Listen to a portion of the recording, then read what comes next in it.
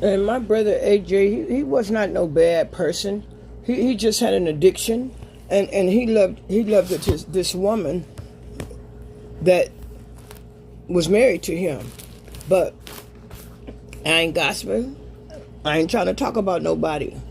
But I'm talking about my brother AJ.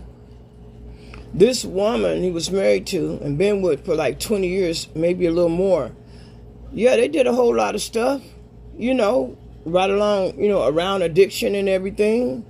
But I don't like the idea that she had my brother, she cut my brother all up in that apartment. I wouldn't have known until my man friend said my brother showed him his back while they was at the bus stop. He looked up his shirt, and my friend said, "Dang, AJ, your back looked like a cutting board." Hey, that's wrong as two left shoes.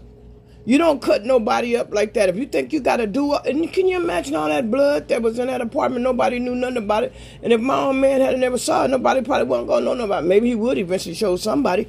That's a lot of mental pain, even if he was in his addiction. Okay, now, and when he stopped being in his addiction, he thought about what my friend told him. Look, man, why come everything you get, you sell it to Corrine? That's your baby sister. She been good to you. He couldn't help it because he had a woman at home. She needed her cigarettes, her beer, and she needed her crystal meth and whatever. So he could not do anything for anybody unless he come home. Or it's probably what she wasn't going to speak to him. If he didn't bring something home for anything when you broke. But anyways, yeah, that's wrong. I'm speaking up for my brother. I don't care if the whole world see this. Anyway, my brother wanted, after he sobered up, he thought about all this. He thought about what mama told him. That wife you got is not no good for you. All these things started coming. And so he had drove all the way out here from Palmdale to come and see about me. And he had a stereo. He wanted to give me a stereo. He like Sanford and Son. He had a whole lot of stuff.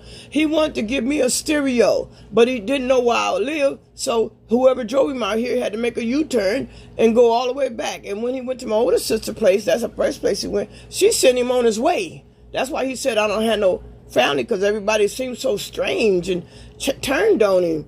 Yeah, but he found out that he only had one friend before he died in that in that hospital. He found out who his friend was, none other but King Jesus. Yeah. When he got to the end of the road, he found out none other but King Jesus. So he prepared himself for eternity, baby. Anytime he tell you no more drugs and drinking in his house. Ha!